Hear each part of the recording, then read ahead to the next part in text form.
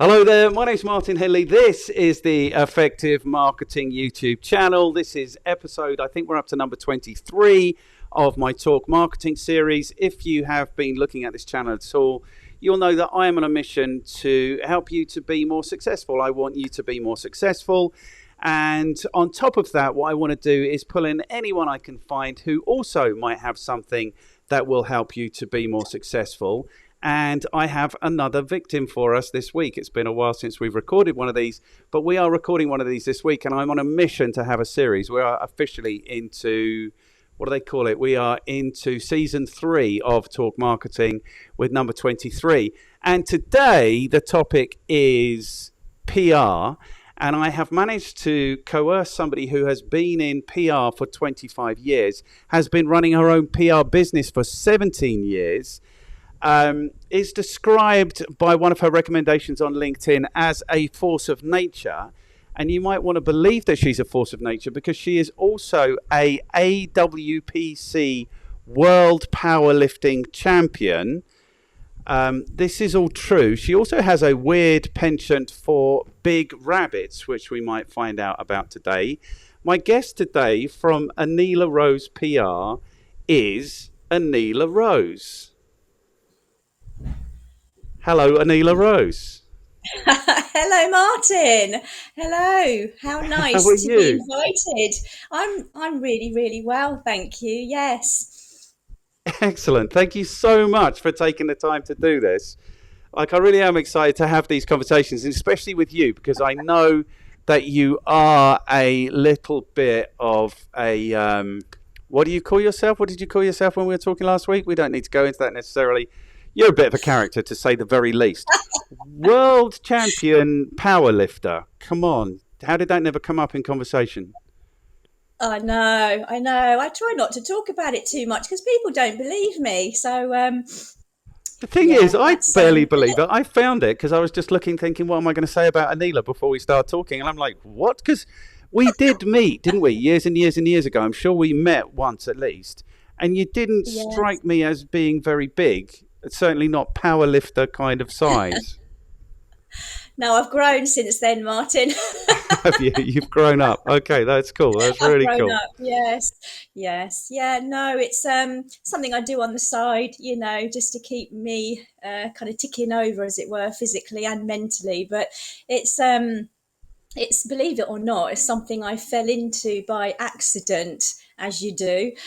Uh, and what's been brilliant is that with all the stuff that's been going on with the business and just life generally, to have something on the side like the lifting that I do has been fantastic, for me to have some kind of release away from work.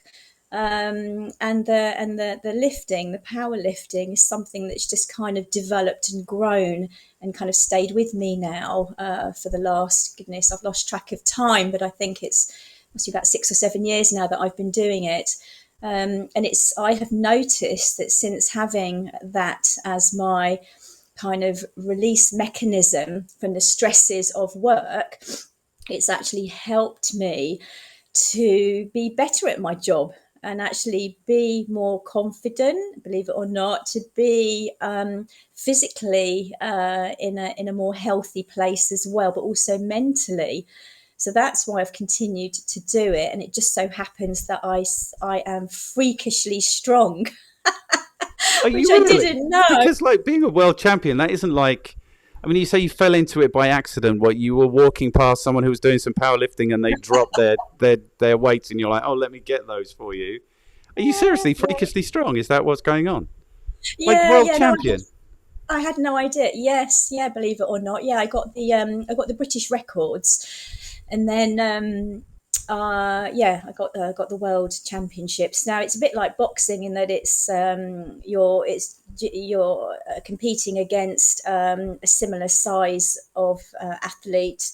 So it's to do with your age. You're bracketed within age and weight. So it's a very fair sport. So it's not as though Okay. I'm competing against 20 somethings who are 3 times bigger than me.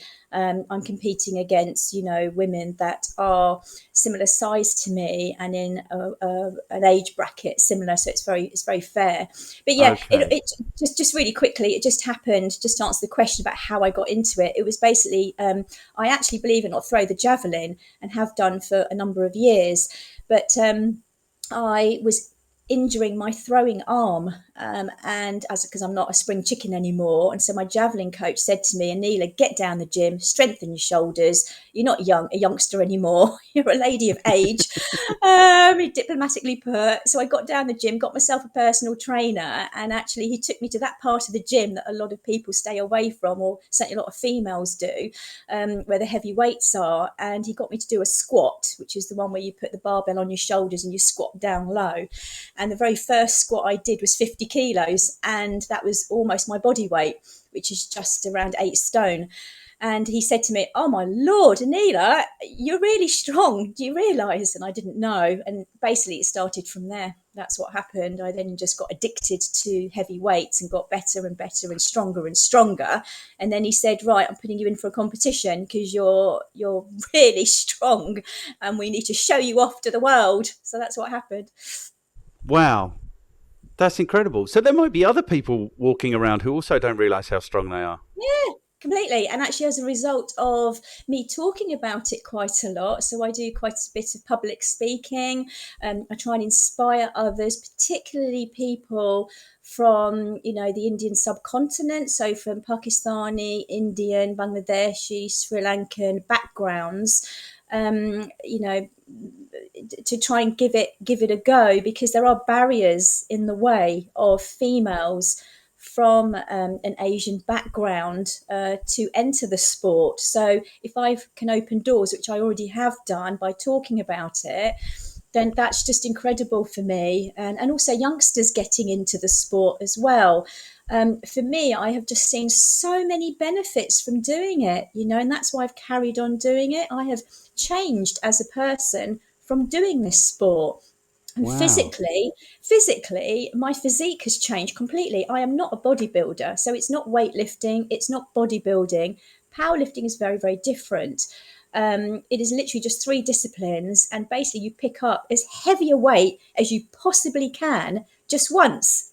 That's all powerlifting is. It's one heavy weight across 3 disciplines, and it's really, really good for a female physique. And I don't do any other exercise other than lift heavy weights. And I do it when I'm competing. I train 5 times a week for an hour. And that is more than enough to keep my shape in trim. I weigh 8.5 stone and I am lifting on a deadlift over 18 stone. And that is the British record. 120 kilos is the British record for my weight class and age class. And that's the record I hold. And it is totally possible because, as you said, I'm actually very petite. I am a small individual. You would look at me and you wouldn't think that I'm able to pick up a giant bunny rabbit. Okay, which is the other thing. So, okay, so do we just really want to going to talk about rabbits now? Well, I think people should know that you've got 2 giant rabbits in your house and that they're only just learning to jump. Yeah. I've always wanted to have giant continental bunny rabbits, and finally my husband has succumbed and said, okay, you can push me aside, wife, you can let the giant bunny rabbits take over. And they have. So yeah, they are just, you're probably wondering, why the hell have you got bunny rabbits, Aneela? People don't realize that you can train them. You can train them like cats in that they can use litter trays. They'll go and do their business in the corner. And then you can also train them like dogs, so you can get them to do tricks. So that's my mission. But these things are giants. These things are giants. Yeah, they're giants. So okay, yeah, good. How giant are they? Just how big are they going to be, these rabbits? Well, firstly, how big does your husband think they're going to be? And then how big are they actually going to be? I hope he doesn't listen to this podcast. Oh, so they're 13 weeks old at the moment, and they are probably already a foot and a half in length. So that's And they're bigger than going to, most rabbits. Most rabbits are a foot tops, I would say. yeah, yeah. So I believe I've not had giants before, but from talking to people and looking them up and talking to the breeders and that, they're going to grow to up to 4 feet in length, and they're potentially going to weigh up to a stone, depending on how much food I give them. Wow. So how So tall are you? how tall am I? What am I? Yes. I'm 5 foot, 5'2". So So you're going to be 14 inches taller than these things. I hadn't thought about that, Martin. But yes, you're right. You should have, because they're living in your house. They're going to be house rabbits. You should have thought about that, I think. But thankfully, you are freakishly strong, so I don't think you'll have an issue with the rabbits. Yeah, my children are kind of walking about with the rabbits on their shoulder, so that you can handle them. They're so docile. They're really friendly as well. Giant rabbits are probably one of the friendliest breeds of bunny rabbit. So you can handle them, and they're just delightful. And with all the stresses of life over the past couple of years, we just felt as a family to get pets to live with us would be a really nice thing. And we're not really into cats and dogs. A dog would be too much responsibility for us at the moment. Cats are not really our thing. We've had guinea pigs and hamsters, so rabbits for us just seem to be that kind of middle ground, really. And we've rescued rabbits now for 20 years. So there's an animal rescue centre called Raisted in Sussex, and we've had a number of rabbits that we've looked after and adopted from Raisted, rescue rabbits, for years now. But we've been without rabbits now for about 4 years, so we were missing them. So I thought, right, we'll get some giants. So there we are. Good. Good. Powerlifting world champion, huge rabbit keeper of huge rabbits. Good. I think it's going to be interesting. We're here, of course, to talk about PR. Now, it's been so long since I've done this. There's only 4 or 5 questions, and I think I might have forgotten them. First question is, how are you qualified to talk to us about PR? The second question is kind of, who are your clients and how do you add value to them in their lives and their businesses? The third question is, what is your recommendation for people who maybe are thinking about whether PR should be something that they're doing? And it kind of has been the recommendation of what's been going on during the pandemic and stuff, but I'm just bored of that now. So let's just pretend the pandemic's not happening. It's how do people get into PR and how do they get value from it? And then the fourth question is that 4 or 5? The fourth or fifth question is, who do you know who might also succumb to this terrible experience that I'm putting you through today? So the question number 1 is, how are you qualified to talk to us about PR? So for all my sins, I kind of got into PR through studying marketing and PR at university, and it was the PR element of my degree that I just seemed to take a natural taking to, a real affinity for understanding storytelling.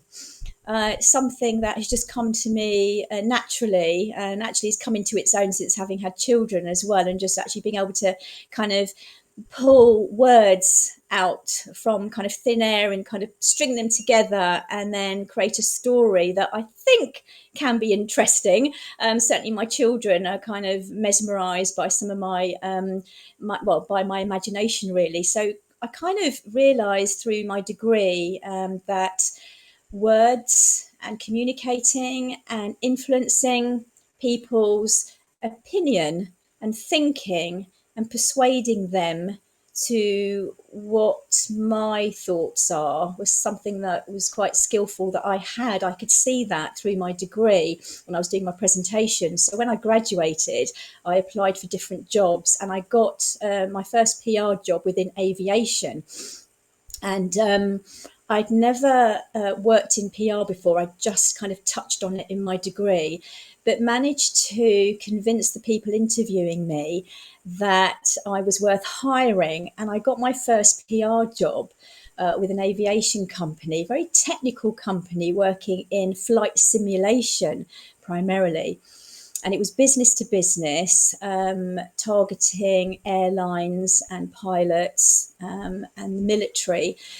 And I just took to it like a duck to water. And I managed to get my company, I worked in-house, onto BBC Breakfast News. They were looking for a small manufacturing company to feature live as the budget was being announced. And this was back in 1996.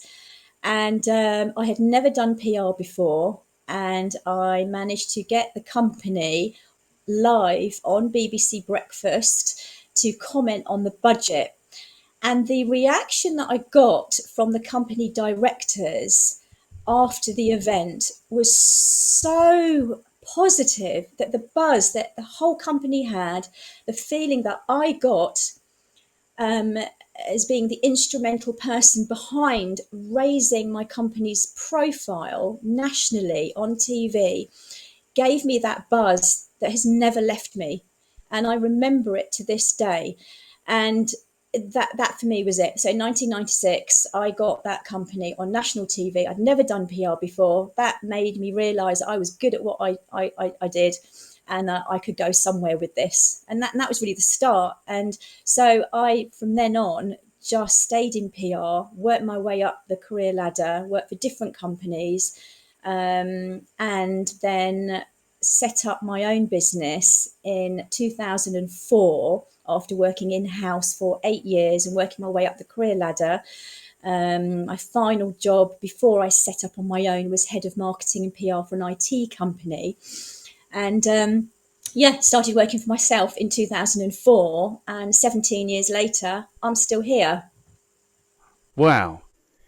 Okay, cool. So that's really interesting. It is exciting like that when you have some fantastic success for a client or for a boss or for something like that. So that makes sense to me. That is tremendously exciting. I've got a little bit of an issue with PR. You'll come to learn that I've got a few issues in life.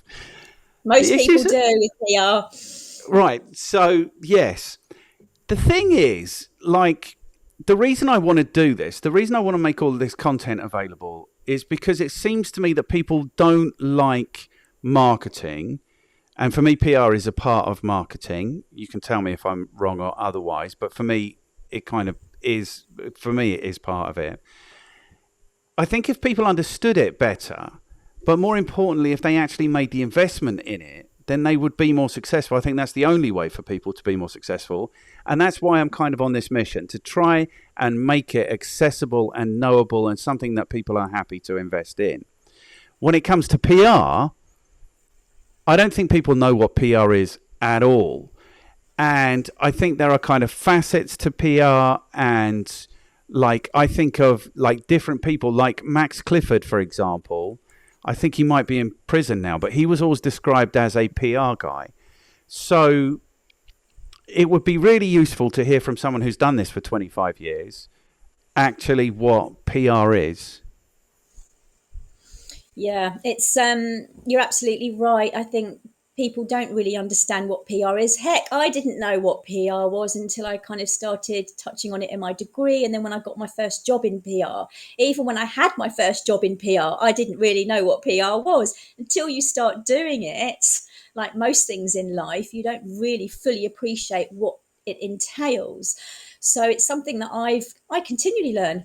Even now, 25 years later, PR has changed, and we'll come on to that, I think, a bit later. But PR, in essence, when I get asked what PR is, and it's funny because you're so right, Martin, people don't get what PR is. In fact, my mum, bless her, still tells her friends that Aneela works in computers. You know, she doesn't know what PR is, and I have explained it to her over the years, but she sees me working on a computer all the time, and so she thinks I work in computers. And that's fine, Mum, because that's part of the job anyway. But PR, I mean, in essence, you'll hear about this. It is about the storytelling. So when I tell my children what I do, I tell them, how mummy tells you stories that help you go to sleep at night, or sometimes they don't. Sometimes they keep you awake if they're scary stories, because that's what they're after at the moment. It's about that storytelling, and it's about convincing people that what you're telling them is real, and that it's making them feel something. So when I'm telling you a story and it's making you feel happy, it's making you feel good, or it's scaring you because you want to have a scary story at Halloween, how that's making you feel, that's PR. It's provoking an emotion, a feeling, a sense within you. And anything that does that is PR. It's really quite simple. And so we're exposed to PR every single day in some shape or form. At the moment, you're being exposed to PR through just talking to me, because hopefully it's making you feel something. I won't ask you how I'm making you feel right now, but you're going to be feeling some sort of emotion, maybe quite exhilarated, excited, interested. You might get a bit bored maybe from hearing from me in the next hour. I don't know, some kind of emotion. So it's about image shaping. It's about persuasion. And I think there's a lot of confusion, I think, around what the difference is between PR and perhaps, like you mentioned, marketing or advertising. That's the biggie. And there's a lot of confusion around what differences between advertising and PR. That's huge. And the way that I kind of describe the differences is that PR is, I kind of like, we all like food. We can all relate to food, and I kind of relate it a bit to food in that PR tastes great. If PR's done well, if it was like food, it tastes like chocolate. PR's like chocolate. Let's think of PR as chocolate. Most of us love chocolate. It tastes great. It makes us feel good. We want more of it. It's addictive. Advertising is less filling. Advertising I describe as being like a salad. So it's kind of there, and you kind of think it's kind of good for you, I suppose. You kind of got to have it really now and again because it's better for you. But it doesn't fill you up in a way that good PR really will, because good PR, effective PR, makes you come alive. It makes you feel something. It makes you act. You will act from that, whether that action might be that you'll go and talk to someone about what it is you feel right now. It could be that, what you've just seen or heard or felt has made you want to share that with others. And that's PR. And you're going to share it with others because you want to influence them. So I've just eaten a really amazing chocolate bar. My favourite chocolate is Lindt chocolate. And whenever I eat Lindt chocolate by Lindor, I either go really, really quiet because it's my moment and I'm just relishing it. And that's the chocolate feeling. That's PR. Lindor have made amazing PR around the taste of this chocolate. But then I'll always go and tell others, God, I feel amazing having eaten this amazing chocolate. So it's PR is it's a funny one, but done well, it is so effective, and it's quite addictive. It's contagious, and that's why PR can be so effective when done well. So working with a company that understand PR at that level is really important. Oh, good. That is a great. I will never forget the time you told me about the PR Lindt chocolate and the advertising salad. I will never forget that now. So Does that make sense? Does that make sense, Martin? Does it? Yeah. It makes sense to me. I don't know if it makes sense to the world, because to the world it might sound a bit like what we do is really luscious and tasty, and advertising, that other thing you might spend your budget on, that's not very satisfying at all. But it makes sense to me. Good. So I think that's kind of a traditional PR. That's traditionally what we would have known PR to be.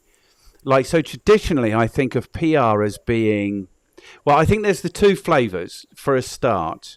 And I think you're right. The world has evolved, and it has, these things that you're talking about have new terms now, but are like key components, I think, of digital marketing, which is kind of what I do or what I teach people to do.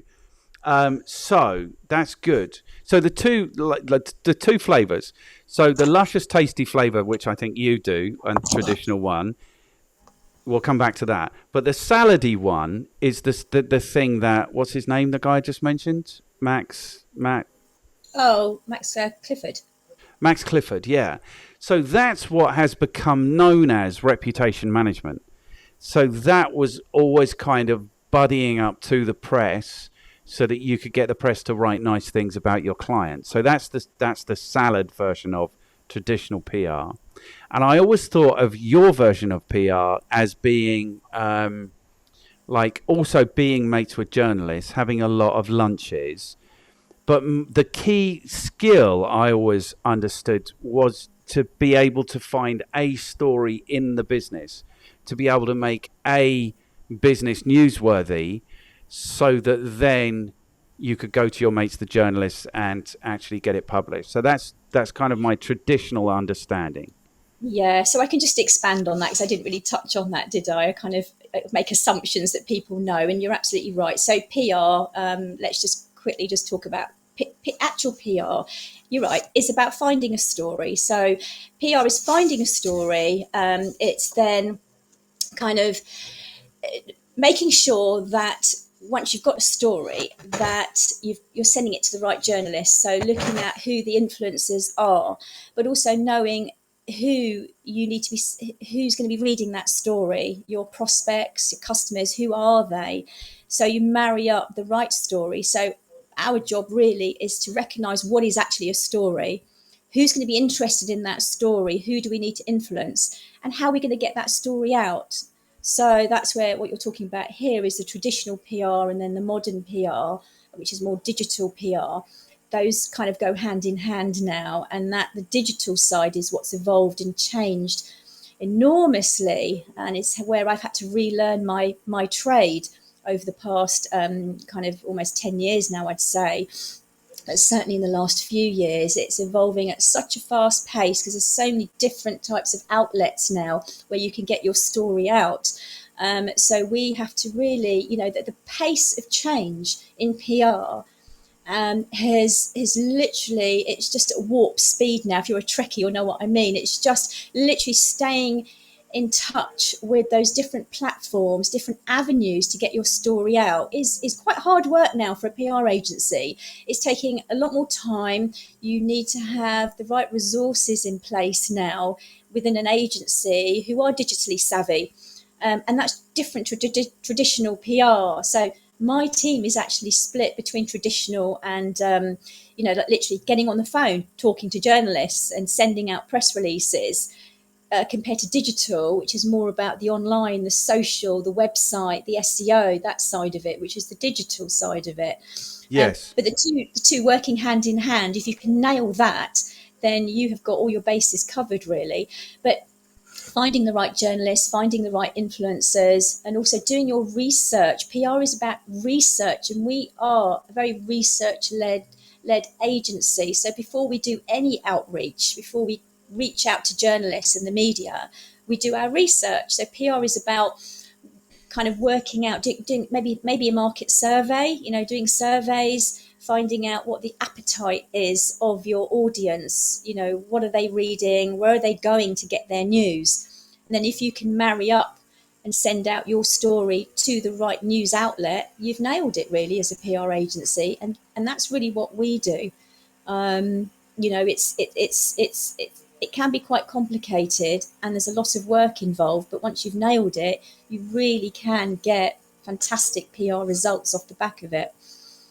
Excellent. Okay, so before we talk about the way that it has changed, because the whole thing has changed, like the whole definition of media has changed in the last 15 years, so clearly that's changed. I just want to make this distinction between PR and advertising. So the reason that advertising is so much less valuable, so much less nutritious, is because you are essentially paying to be on those same pages of that media, or in the ad breaks if it's TV media or whatever it might be. You're paying to be there, and everyone knows you're only there because you've paid. So what you get with PR essentially is you get the media channel, newspaper, radio station, television, whatever. Essentially, when you do PR, you get their endorsement of what you're doing. Essentially, is what's going on. So Yes, Martin. Yeah, exactly. It's paid versus unpaid. yes, In essence, what they call earned versus purchased. yes. And there is a difference with PR and advertising in completely in that respect. 100%. Okay. So what you get is the kudos of being on breakfast TV. You don't get any kudos from being in the ad break at 7 o'clock in the morning. That's the major difference. Okay. So let's talk about how this has changed then. Because, and also we probably need to make a distinction between a PR company and a copywriter, because I think some people confuse those two things. So the ability to write doesn't make you a PR, that makes you a copywriter. Yeah, there is an absolute difference. And in the agency, we have copywriters and we have PR managers, PR execs, and they are two different jobs. And I think I have actually made mistakes in the past where I felt that maybe a copywriter or a PR person could do everything. That's not always the case. I think I've been fortunate that I have had some people that can do both, but it's quite rare. They are two different things. Having a PR person that can actually write really good copy as well as speak the journalist language is a real skills, and it's being able to pitch a story, because PR is about persuasion in all its forms. So being a very good PR person is the ability to recognize a story, being able to then write that story down in a way that is going to be easily understood by the audience, but also the journalist. Remember, we've got to convince the journalist to write about our story and include it in their publication, whether that's online, print, wherever that happens to be. We've got to convince them. So we need to find out about the journalist as well. And often journalists are writers themselves. So actually being able to write really good copy in the language that the journalist is going to understand is really key. But yeah, being able to pitch out and being a bit of a salesperson ourselves is what the key skill is for a PR person.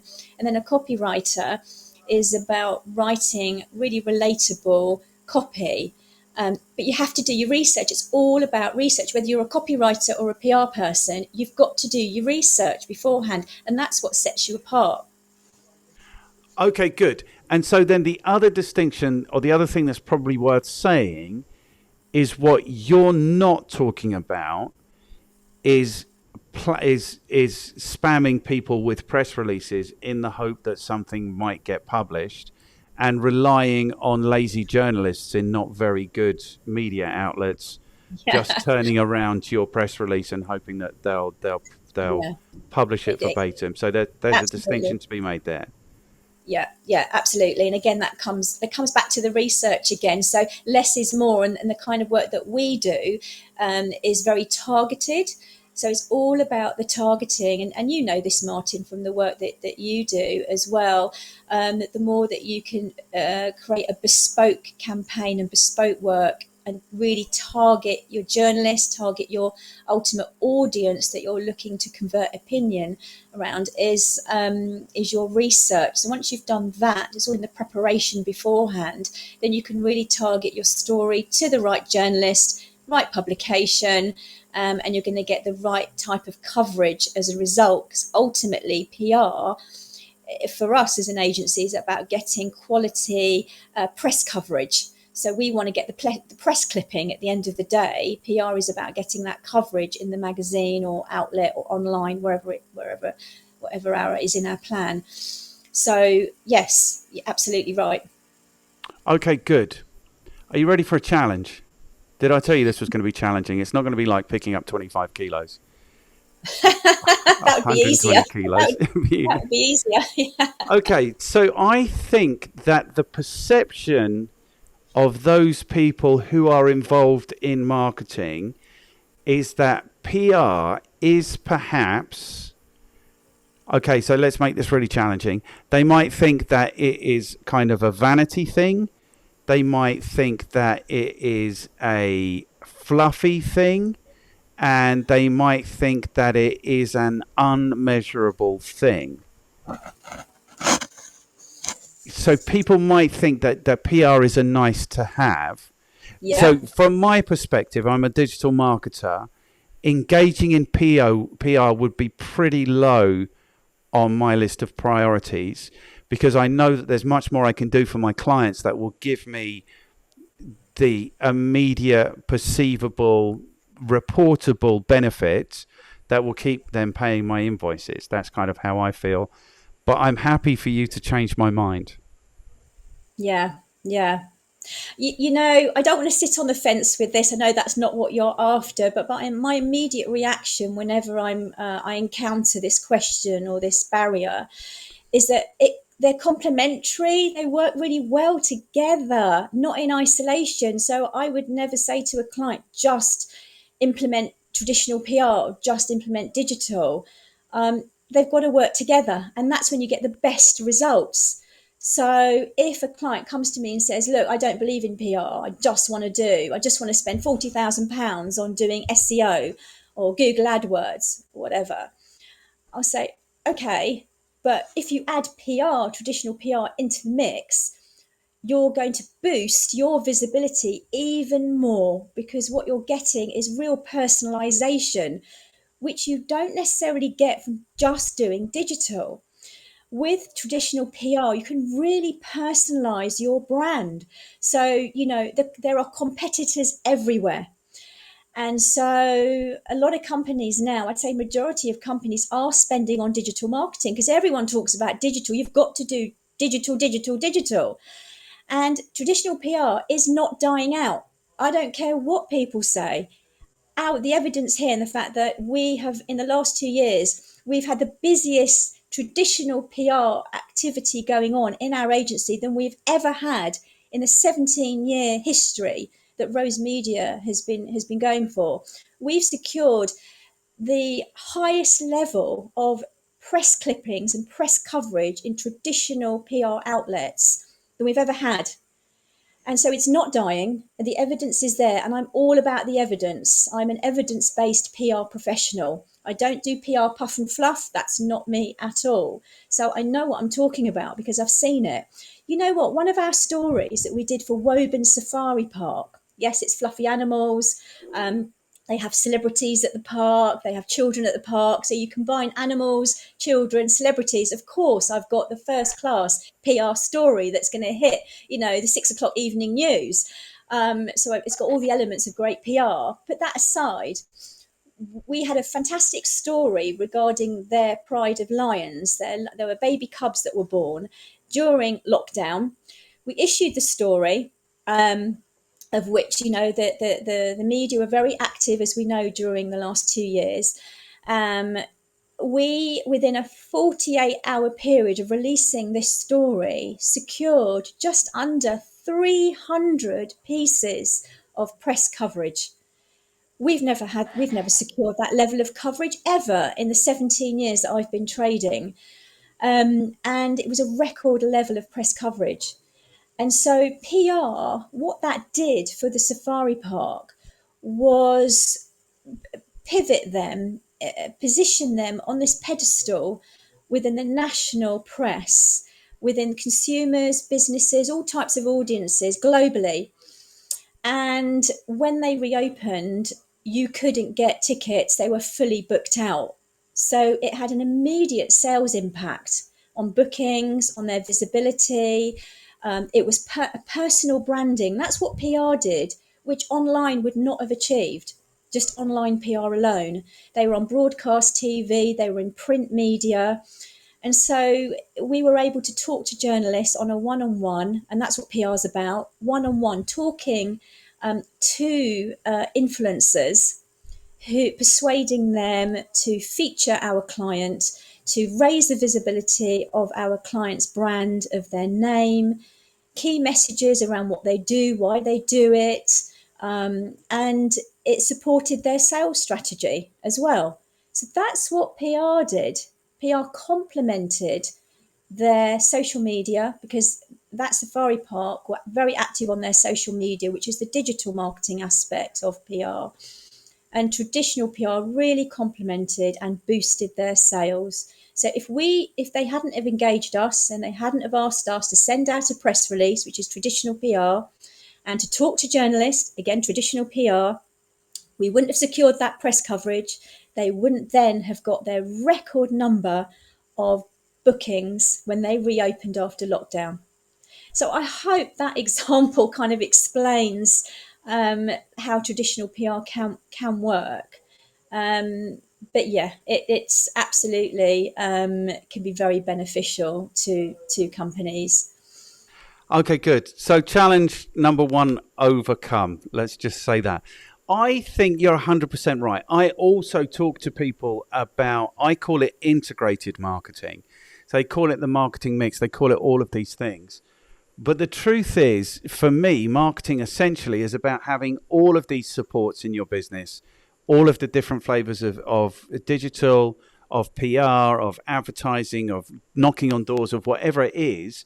Because then what you can do is you can start to judge which of those are actually effective for you, you know, and then you can kind of start to turn the screw and make your marketing more effective and efficient. That's 100%, that's the right answer. What I think is a little bit different from what you're like. So traditional marketing still works, still flies. I think that PR is really valuable in digital marketing, because there's a friend of mine who also teaches digital marketing. He talks about what's gone on in the last 20 years as the 21st century publishing swindle or scandal. Because what's happened is that the internet has evolved to become super content hungry. So Google has convinced us, the social media channels have convinced us that we have to be producing content over and over and over again. And I think that's where a PR company is really useful. You can just churn out rubbish like everyone does, or you can engage with a PR company and get them to come in and find the actual stories in your business and make your business newsworthy. And the other thing that I've said to people, so I'm probably I want to cover off all the ways that this might be useful, is that the media used to be something that you had to pay for, and now it's essentially free. You know, that channel has gone. You can step up, you can take as much media as you like. So people should. And then I think the third way that this is really useful is in terms of search engine optimization. Everybody wants links. People want really high quality links.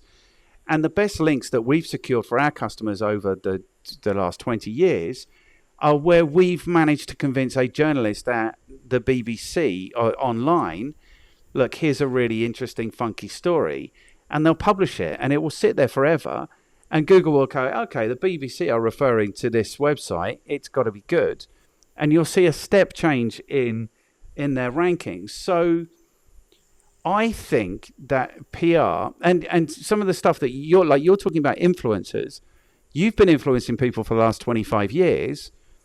The internet's only been interested in influencers for like the last 5 years. Do you know what I mean? Like we talk about Max Clifford being the reputation manager. Well, reputation management is a key part now of digital marketing. They've only been concerned about that for the last 5 years.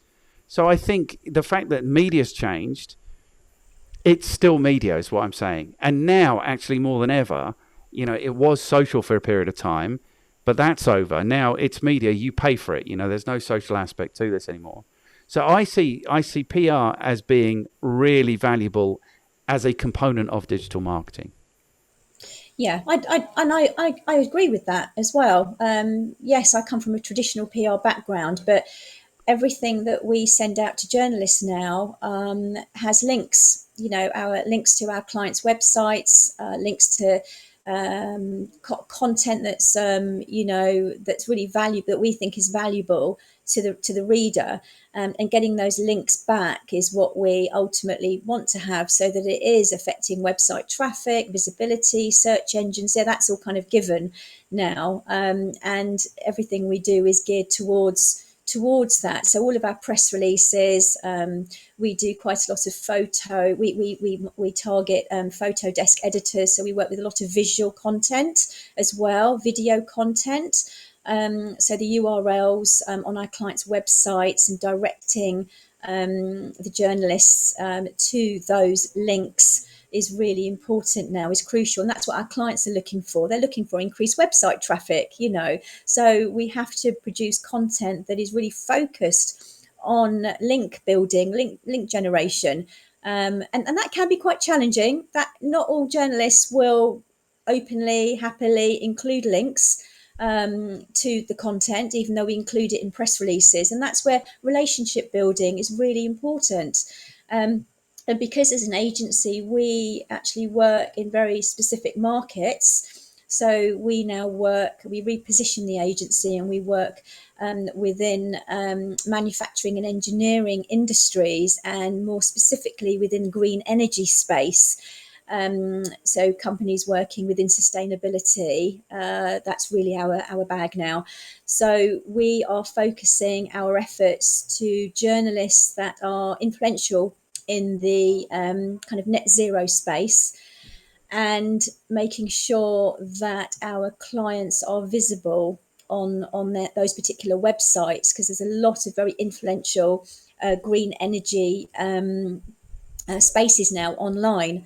There's lots of groups been set up, forums, committees, all sorts now. And so it's very, very active online. So digital marketing is really key now for us working in these kind of emerging kind of sectors that are now coming up. So, yeah, we really have to make sure that as an agency, we are really on top of the best routes to market online. Excellent. Fantastic. So we're on the same page there. That's good. So you specialize in the manufacturing, and I just think this is overlooked. I think that, I mean, especially now I'm speaking to you, I think this is overlooked. I think more people should engage more PR companies. They should engage more PR companies like yours. So who are your clients, and what is it that you do for them, and how do you add value? What kind of value do you add to their lives? Yeah, so we repositioned the agency, Martin, earlier this year, actually, realizing that our expertise and where we're delivering the most effective results are within M&E, so manufacturing and engineering industries, like I mentioned. And more specifically, my background, as I mentioned earlier, right at the start, is within aviation. So more niche the market, the better. So we are now focusing our efforts on supporting companies working within very specific niche technical markets within M&E, manufacturing and engineering. So we are very interested in sustainability. Yes, it's a really, everyone's talking about it now. It's really topical. It's right up our street. I've been working within these sectors for years now. It's not something that's just come onto our agenda. We're very, very interested and passionate about companies that are influencing the decarbonisation kind of discussions and targets. So we are specifically working and targeting electric vehicle manufacturers, manufacturers within the hydrogen fuel cell technology areas as well. And actually, that's become my specialist area, believe it or not. And I don't know if you know, Martin, but I'm really geeky, and I'm really proud of that. I'm known as a glamorous geek, and I'm really proud of that title. In fact, I might change my job title to Chief Geek, a glamorous geek. And, it's something that has evolved over the years as well, because I'm very much, as I mentioned earlier again, about the evidence. So I like to back up everything that I kind of claim with facts, figures, stats, And working within very technical sectors is perfect for this kind of approach, where it is very evidence based. Reaching net zero is obviously on everyone's agenda now, no matter what company industry that you're in. So we are now targeting companies to work with them to increase their visibility, to raise their profiles, to support their sales strategies as well, within all the emerging markets within the green energy space. So we've been working with companies like Panasonic Europe, where they're looking at the electrification of society. Electrification, as we know, is everywhere now. You just have to look at the electric vehicle market and look how that's just totally evolved. It almost seems daily now that it's in the news every day, even talking about electric vehicle batteries and those gigafactories. It's so interesting. I find it fascinating, and the amount of money that's being invested now within startups. It's an emerging tech, and it's just fascinating. So as an agency, we're now really focusing and specializing in working with companies now within these spaces. And so we are, upskilling my team. We're retraining. We are kind of researching and just trying to make sure that we're really staying on top of what's happening within these sectors, so that we can deliver the right services and have the right knowledge, because it is very technical, it is very specific. You do need to know about government regulations. We do need to know who the industry bodies are within these areas. So there's a lot of work that we need to do behind the scenes to make sure that we as an agency can support our clients in the right areas, so that we can deliver PR that's going to be effective for them. But going back to kind of what it is that we can do for our clients, we can do all sorts, Martin, and it really does depend what their ultimate business goal is. But when we talk about PR, primarily what we're finding is that our clients want to be in the press, they want to be in the media, they want to be talked about, they want to be read about. So for us, it's about generating press coverage. So it's getting those clippings. And in terms of PR and how we can add value to our clients, it's, yes, generating those press clippings. They want to be viewed by their prospects, by their customers, and that's where we come in.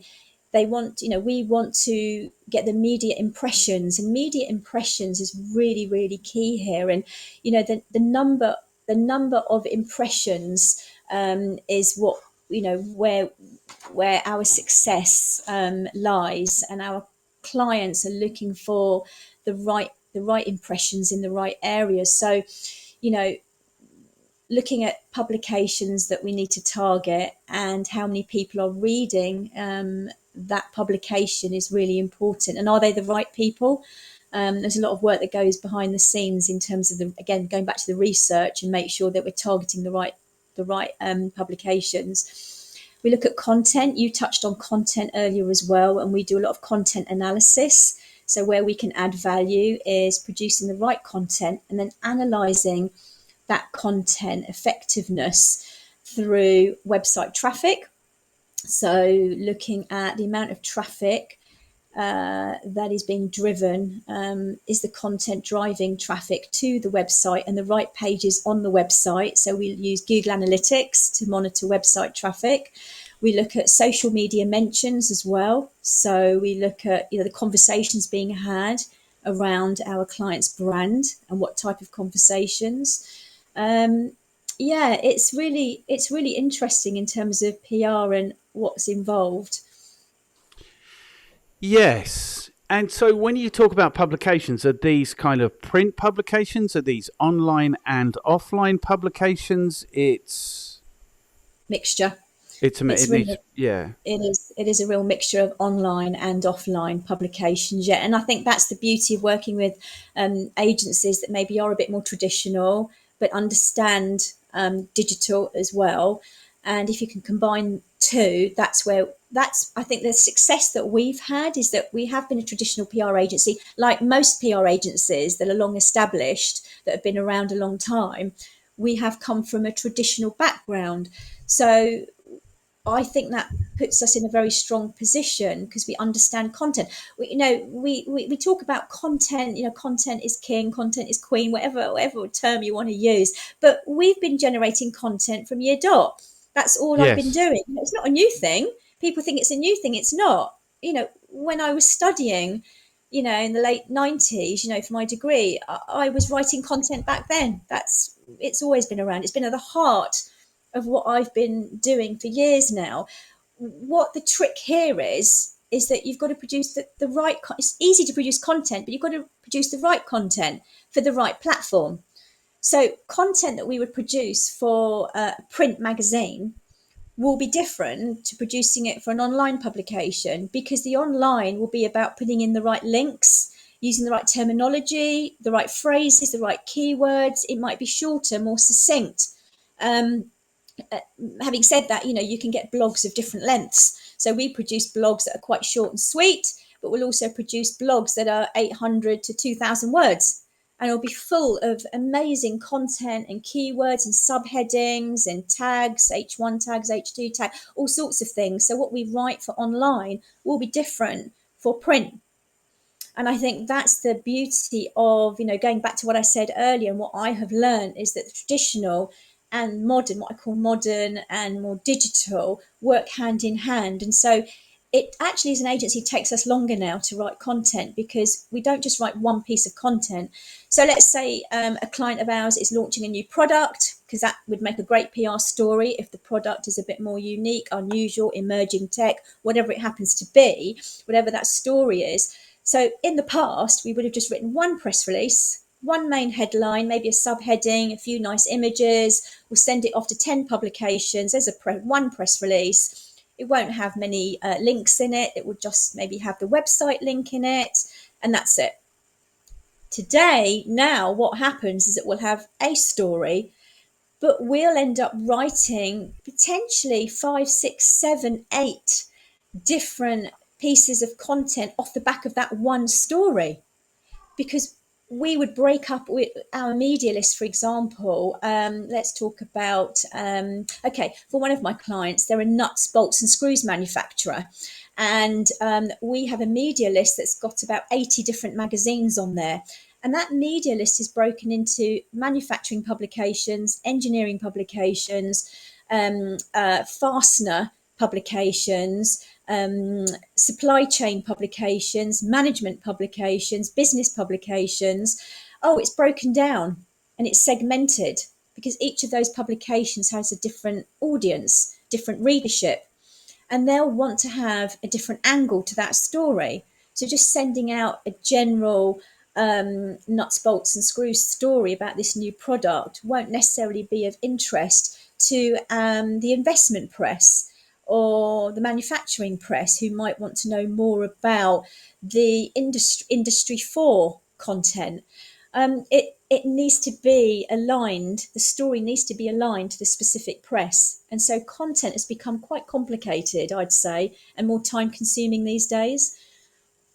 I think, what do I think? I think 100% it has, if you're doing it properly.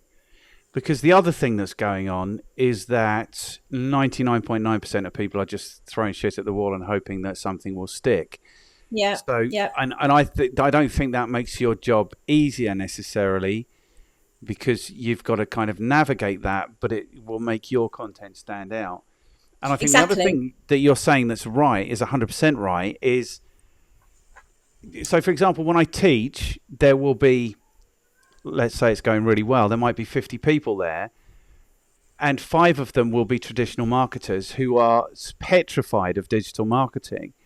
But what I always say is that you are much better off knowing marketing and stepping into digital marketing, because then you've just got to learn where the buttons are. Whereas if you only know digital marketing, you only know where the buttons are, So I think that's really important. I agree with that. Okay, so here's a question. I don't believe that PR is dying, but you made a defense that it's not dying. I believe you're 100%. I really don't think it is. But they've been saying now for 25 years that print is dying. What's your experience of that? Is print as valuable as it ever was? Yeah, I think within the manufacturing and engineering industries, what we're finding is that they are a bit more traditional. So, print. Yesterday, I opened up my post box at work, for an example, and I pulled out 20 magazines out of my post box. I hadn't checked my work post box for a few days. And I said to the rest of my team, we've got all these magazines to go through. And we had a big discussion actually about print magazines, believe it or not, yesterday.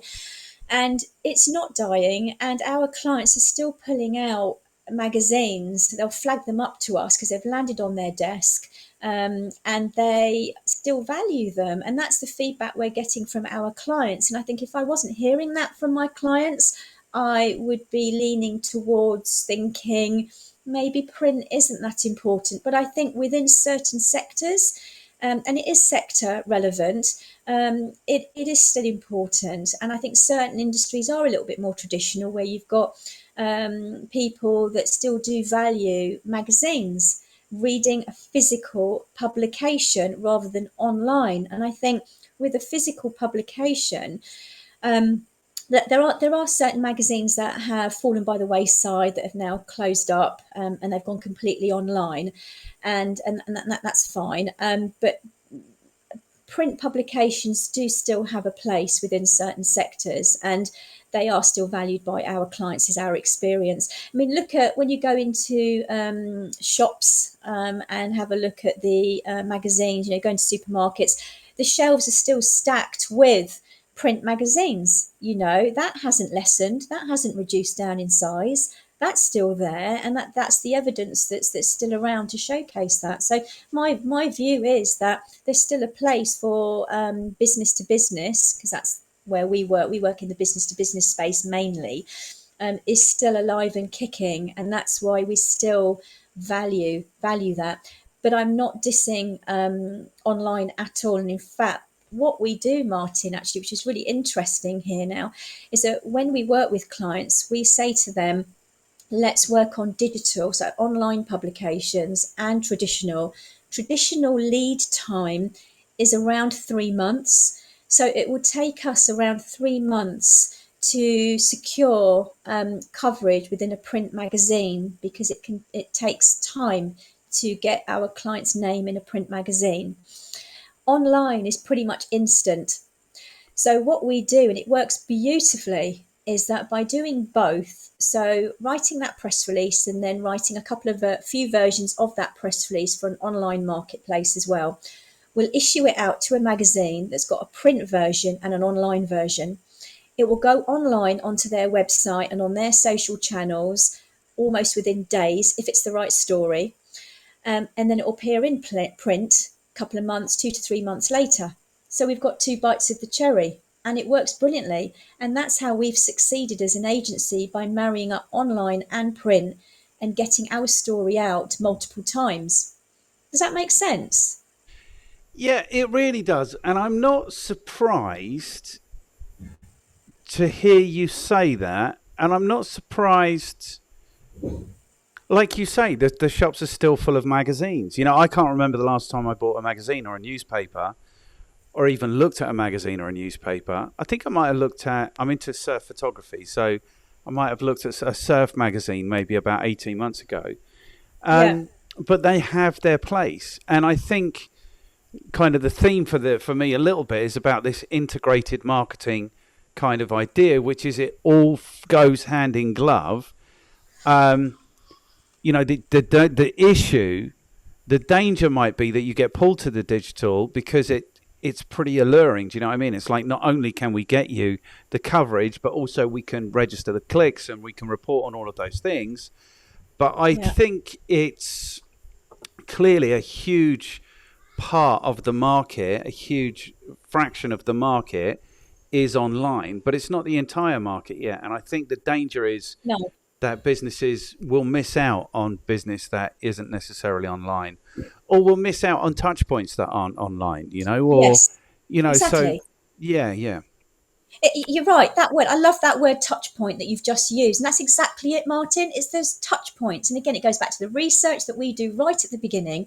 We find out what those touch points are.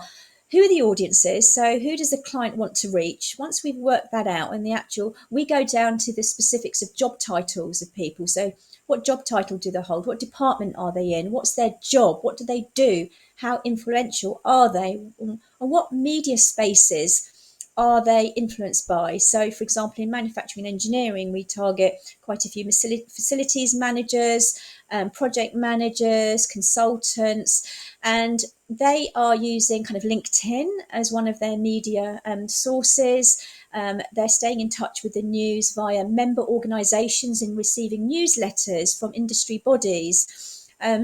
So having some coverage within a newsletter that's being sent out by an industry body of which our client is a member of is really effective, and that's more traditional, but also appearing and being appearing on social media within by magazines, by the right publications is also really key as well. And that's what we're finding. Some of our clients say, look, we want the magazine that's the top magazine in our sector to do a shout out of our company on their social media channels. That's a brief we've been given. We want them to kind of mention us on their social media and to feature us on their LinkedIn group. And that's really interesting. So it means that we've then got to write social posts and write content for a social media audience. And again, it goes back to the content. We've got to write so many different types of content now to secure coverage across multiple outlets and platforms. So it can be really challenging now for agencies like us to nail that content.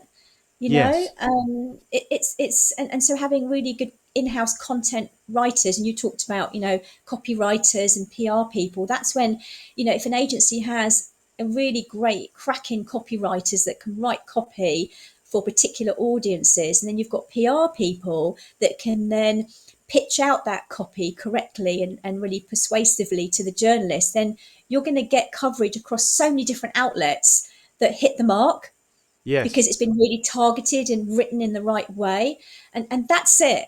That's exactly it. That's when PR will work really well in today's world, when you've written content specifically for the right outlet, for the right individual reading it. You've literally married it up. And that's what's really changed, I'd say, in the last, 5-6 years.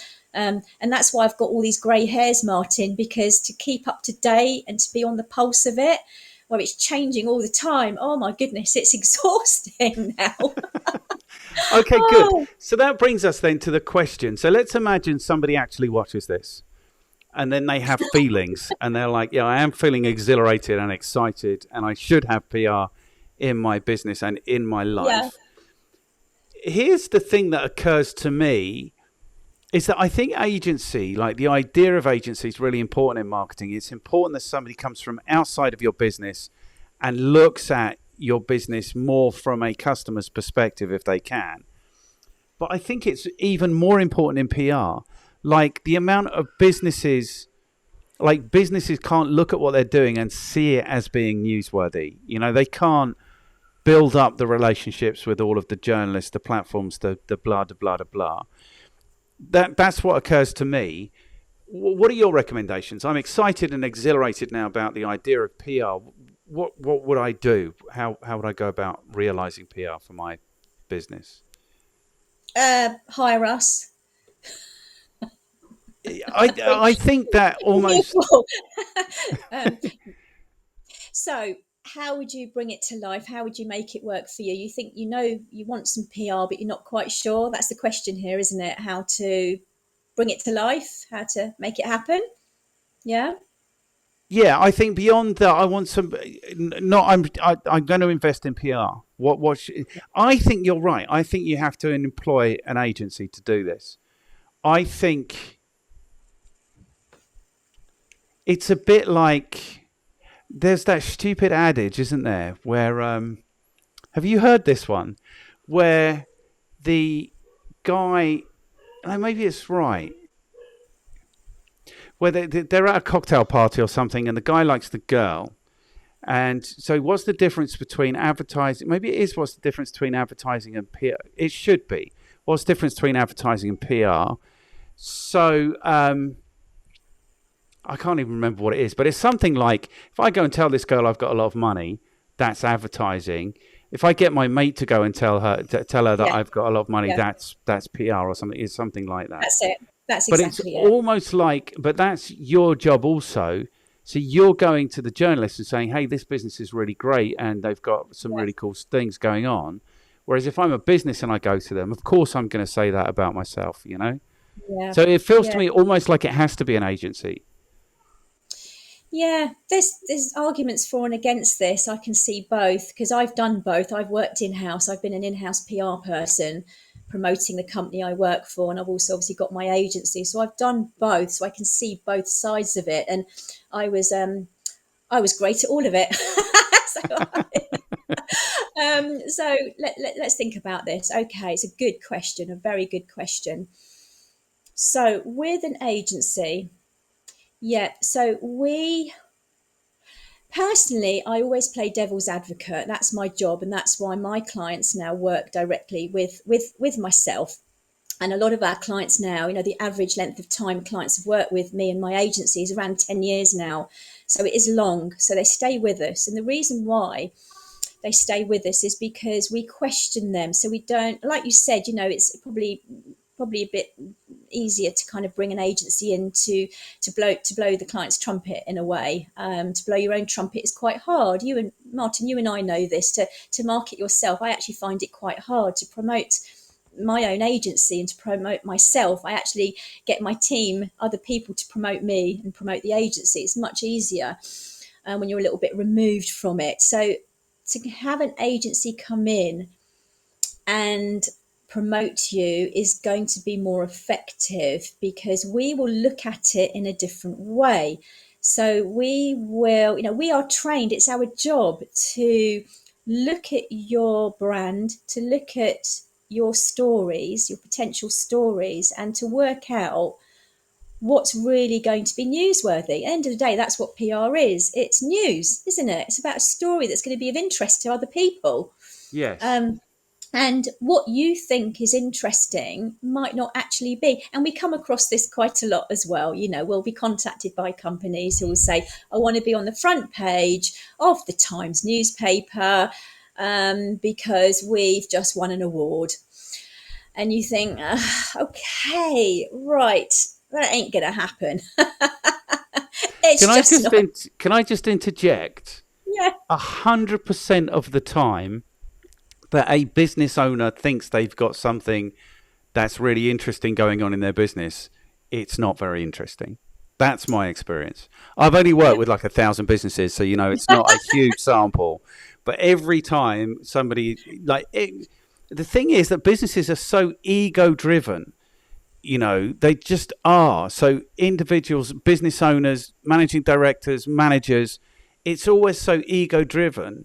And that's why I think agency is really important in marketing, is because they want to think it's all about them, but it's not all about them. It has to be about their customers from a pure marketing perspective, and it has to be about their audience or the readerships of the press from a PR perspective, So 100% of the time, like the thing that they're most excited about, the thing that they're most proud of, is 100% of the time the least interesting thing in their business. I really believe that. Yeah, and I agree. And then that's where we come in, because so we'll kind of turn it around, and where a company will just want to plug a product, just literally talk directly about themselves, what we do is we turn it around and we look at the customer that they're trying to attract and look at it from their point of view. And it's usually about the value that the company can add rather than just the product USPs that they're trying to promote. And that's our job and that's what we do. So we look at it and we basically kind of usually just ignore what our client is asking, ignore them, and then we would just come up with our own kind of take on it. And invariably our client will trust us with that and we'll kind of run with it. But it's our job as the agency to recognise the story that might be of interest here. And if it isn't, we'll tell our client, because it doesn't do us any favours at all to try and push a story, well, a so-called story that really isn't a story. That's just not going to do anybody any favors at all. So what a client will think is a story often isn't, and it will be our job to advise them accordingly and say, well, actually, it's not quite that you've just launched this product. I mean, yes, that's obviously news in that you've launched a product, but it's what this product is doing to solve a problem that your customer may have.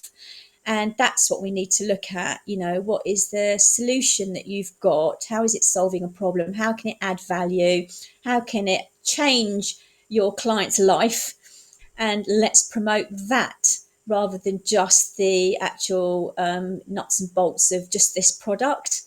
So yeah, it's just turning it around, and that's really our job, and being really honest and transparent with our client. I know a lot of companies say that, but what we do is that my job personally, I'm very good at putting our client on the spot and really drilling in on exactly what it is that makes them a bit different. The word unique is overused, so we have to go beyond that, and really home in on the intricacies of what it is they are doing that can change lives.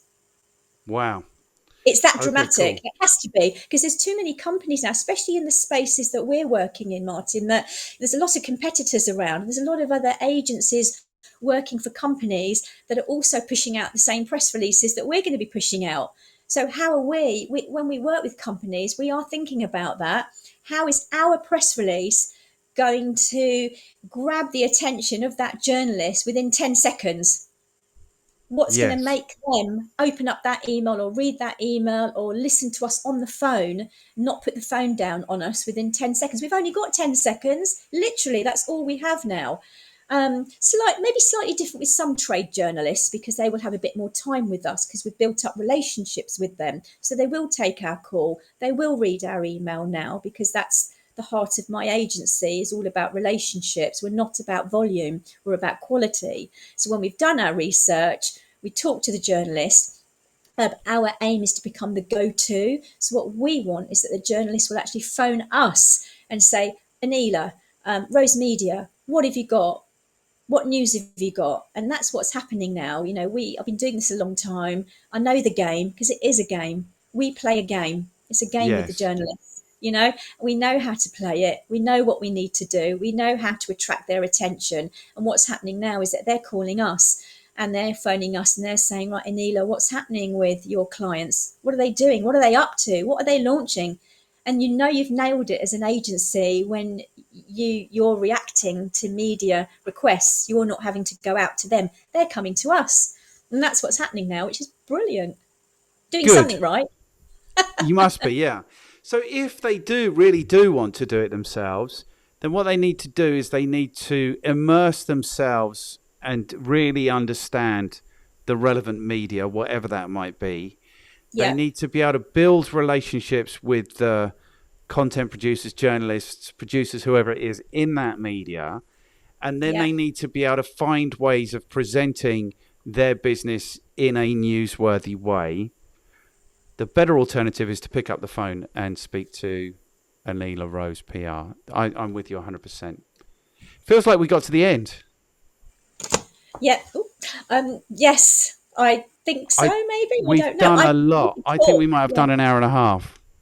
Brilliant. Okay. Amazing. Yeah, I've been really nice talking to you, Martin. Cool. Right. So the only thing that's outstanding is you need to recommend 2 people that you think would be interested to do this with me. And you have to give me their names, because people can't be trusted. They say, oh, I'll email you something, and then they never do. I'm not saying that you're anything less than trustworthy. I'm just not going to give you the opportunity to be untrustworthy. Who do you think would be interested to have this chat, and who might be interesting? Well, I can certainly give you one name that I can Okay. think of, someone that I've known of for a while now. And that's, I haven't spoken to him. I don't know. I'm pretty sure Don't he'd be worry. I'll interested do in the talking to it. outreach. It will be okay. Yeah. I'll One message him and say, Aneela insisted that you talk to me. Yeah, no, do that, and he'll probably run a mile. Be like, oh no, not Aneela. So Nigel Lamb, Lambe, Nigel Lamb. He is the CEO of the Sussex Innovation Centre. So I think he took over From Mike Hurd. Yes, he took over from Mike Hurd. And Mike Hurd I've known for such a long time now. And he took over from Mike Hurd, that's right. And I think in 2015, 16, so maybe about seven or so years ago. And he's really interesting because Nigel, he set up, what was it, a small batch coffee. And Okay. he, if I remember rightly, he grew it from something like 186,000 pound turnover to something like over 4 million turnover. Wow. Incredible business. And then he went and co-founded Brighton Gin, I believe. Okay. And so he is a very esteemed, knowledgeable, very successful businessman and investor. And now he heads up the Sussex Innovation Centre. And he's someone that I bumped into him actually again at the Sussex Business Awards a few weeks ago, and we were chatting and we were due to meet up. But yeah, I think it just reminded me that actually he would be someone that I think would be really enlightening and really interesting to talk to. He's a very jovial Irishman, and loads of big personality, and I think he'd be great to interview. Fantastic. Okay, cool. I'm going to reach out to him. That's interesting. I don't know. Did you know Melanie Farmer? Yes, I do. Yes. I did Yes. this with Melanie Farmer about Ah, 6 months ago. yeah. And that's really interesting because she was talking about her time at the Innovation Centre, Sussex Innovation Centre. But now she's involved in a consultancy. She's advising the Australian government on health matters Oh, and communications and wow. those kinds of things. So that would be really interesting. I'm going to push you. If you had to give me another name, whose name would you Oh, give me? oh. I would really have to think about that. I'm trying to think of business people. With one of my clients, I'm just thinking whether there's a female that I look up to who works at, I mentioned earlier about the nuts, bolts, and screws manufacturing company that I work with. Now, Yes. their one of their global directors there is a female, and she's she'll be squirming when I say this because she shies away a little bit from acknowledging that she is a leader in her industry. But Glenda Roberts is there at TriFast PLC, is a global leading individual within the fastenings market. Now, it sounds a little bit of a dry subject, but it's not. It is fascinating because nuts, bolts, and screws affects all of us in daily life. So it's a product that is totally relatable. And they've got a number of strap lines for the business. And one of the ones that we used years ago is "You'd be screwed without us." And we love that. And Glenda is a formidable character. She is incredible in terms of her knowledge. She's a female in what is a very male dominated global industry. And she has really made her mark, and she's incredible. And I think she's fascinating to talk to, and she speaks her mind. And I think, if you're pushing me, I would talk to her. Now, whether she's got the time to talk to you, I think she'd only probably have about 45 minutes at the most. She is Okay. all over the place, but I would recommend her actually. Okay, good. I'm messaging these people as you speak because Oh, this is the I only better, way yeah, the ball keeps rolling. It's the only way, or else I keep going back to people I know already, and that's much yeah, less yeah. There is interesting and someone else. useful. I could potentially give you a third, and only because I'm just thinking it's so interesting what they do, and a lot of people don't know about it. And it's another client, but Lee Pannett of Scarecrow Group. Now, Scarecrow, because I've Lee got aviation. Planet, Lee Pannett, Pannet. Um, he, PANNET. yeah, Lee Pannett. He's the CEO, the MD of Scarecrow Group. He's another client of mine. I've worked with him now for 17 years. Martin, what they do is they produce bioacoustic equipment that's used around the world to scare birds at airports to prevent bird strike. Now, if you remember the Hudson River plane crash, Yes. if you remember, this is a while ago now, a number of years ago, 10 years ago, I think. I was watching it live on the news. I remember it vividly, and they cited birds as bringing down the plane. And as it was being reported, I contacted my client Scarecrow and said, look, turn on the news. Plane's gone down. It's in the River Hudson right now, and they think it's through bird strike. And I got my client on Sky News immediately. And it's Wow. amazing. And it's so topical. It's so interesting because as a result of COVID in the last 2 years, airports have been really quiet. And what's been happening, the birds have been going back to runways, and there's a potential problem around the world. And so they've been really busy. Wow. It's really interesting. And to be honest, you'd never fly again if you knew what was going on with bird strikes. Bird strikes happen every day at pretty much every airport around the world. You just don't hear Wow. about it. It's really interesting. So I definitely, I would talk to Lee. I think it's fascinating, actually. Okay. Do you think it'll be okay if I reach out to these? I'll just drop them a message Yeah, saying let's Aneela do it. Rose Just mention my suggested. name. Okay, Just cool. say, yeah, just mention my Lee's brilliant. Whether he'll do it or not, I don't know. I will. I'll talk to him and just say, look, just do it for God's sake. Okay, cool. Well, this is Just talk nice to because lovely what you've Martin. also done is you've kind of given people a nice preview of what might be happening in upcoming episodes. Yeah, great. Oh, is this? Yeah. We're still Okay. going, yeah. Aneela, I have thoroughly enjoyed this. Thoroughly enjoyed it. Thank you so much. You're Is there welcome, anything Martin. that you should have said that you haven't said, or is there anything that you did say that you shouldn't have said? Probably. Yeah, probably. But hey, this is me. This is what I'm about. Love. I've been doing PR such a long time, but I love learning. I love evolving. I love reinvention. So anything new that comes up, I'm on it. I don't shy away from change or anything like that. So I love, you've said a few things on this call as well that have, I listen to and you think, yeah, that's absolutely right. Because you come at it from the digital point of view, don't you? And I'm probably a little bit more traditional. So actually coming together on this is I find fascinating. So I think the only thing I'd want to say is that, I think people watching this, listening, don't be scared of just, reinventing yourself as well, which is what I've done. And I do it Yes. continually. I think remaining static is dangerous. I think it's not conducive to success these days.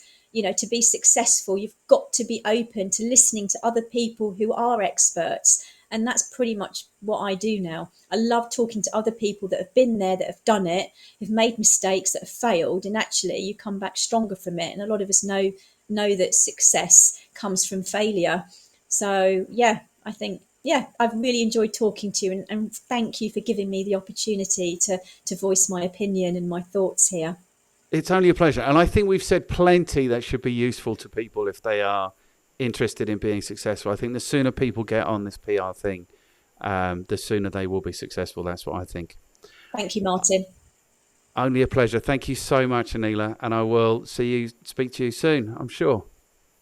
Thank you. Take care.